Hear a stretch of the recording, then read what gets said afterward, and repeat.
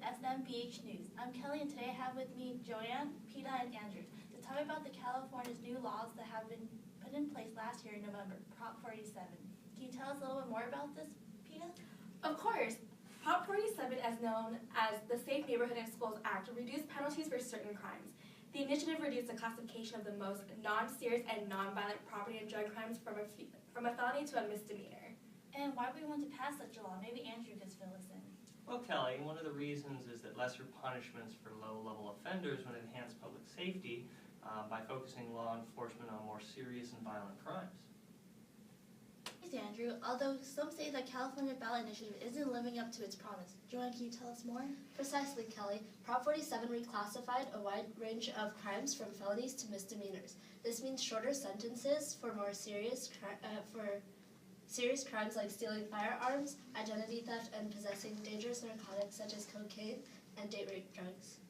Well, adding on to what Joanne said, Prop 47 will result in the resentencing and release of thousands of individuals already convicted of these crimes. True, but prisoners may only be released if they prove that they are no longer a threat to public safety. The reduction of sentences by Prop 47 would ultimately lead to the release of thousands of dangerous felonies as misdemeanors and would put people of California at continued risk going forward. Peta, give us some statistics on crime increase since the passing of the proposition. Sure. Recent statistics in San Francisco saw theft from cars up 46% this year over the same period in 2014. Auto theft is up 17%, robberies are up 23%, aggravated assaults are up 2%. Although there has been a decrease in burglaries by 5%, Los Angeles saw a near 13% increase in overall crime this year, and violent offense rising nearly 21%, while property crime rose by 11%. Oh, with all these statistics against the initiative, Andrew, do you still think Prop 47 is the right course to California? Well, Kelly, California is one of the largest incarcerators in the world. California's 33 prisons have a total capacity of 100,000 inmates, but they currently house 170,000. That's nearly double. Many prisons in California and around the country are forced to turn old gymnasiums and classrooms into huge bunkhouses for inmates. In California, the inadequate security engendered by this situation, coupled with insufficient staffing levels, had led to an increased violence and a prison health system that causes at least one death a week. This situation has led the courts to order California to release 27% of the current prison population, citing the Eighth Amendment's prohibition of cruel and unusual punishment.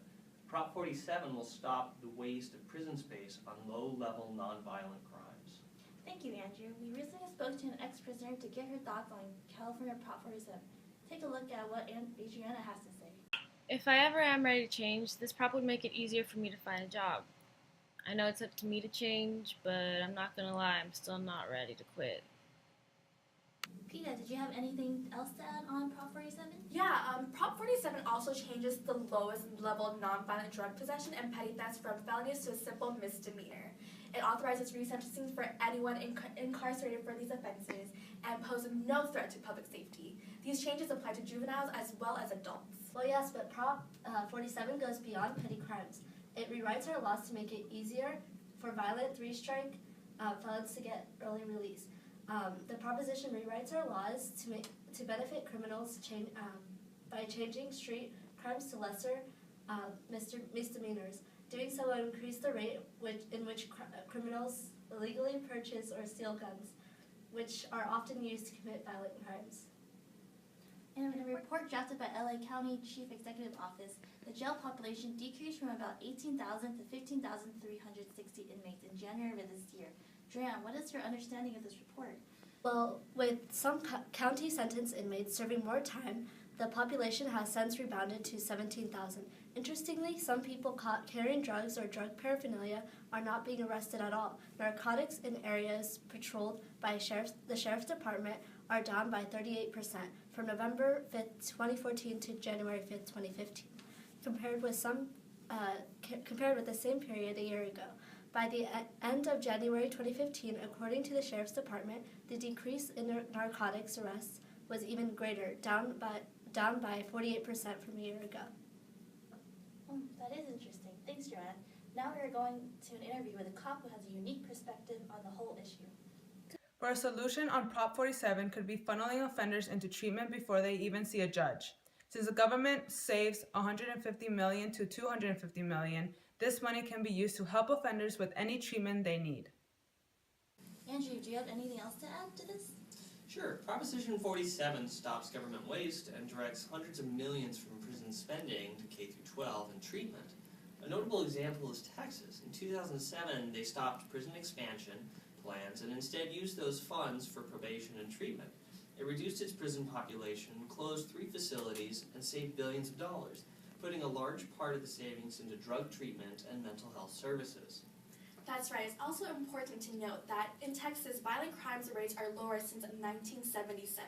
The measure is projected to save hundreds of millions of taxpayer dollars per year and will help the state emphasize punishments such as community supervision and treatment that are more likely to work instead of prison time. Yes, but we're not in Texas. Prop 47 will hurt California consumers. Professional retail thieves, commercial burglars, and identity thieves cost California consumers and businesses millions of dollars every year. Prop 47 slashes penalties for these crimes. Joanne's right. There'll be less money available to help victim crimes. Those convicted of misdemeanors pay less in fines than felony offenders, so the amount of money in the state's victim restitution fund will likely decrease. Victims of Proposition 47 crimes will not be eligible for county assistance since misdemeanors are not included in the program. Thank you, PETA. We are now going to an interview with a cop who has a unique perspective on the whole issue. Prop 47 is good and bad. The good part is we have people who shouldn't be spending time in jail, not spending time in jail. This is a solution to prison overcrowding.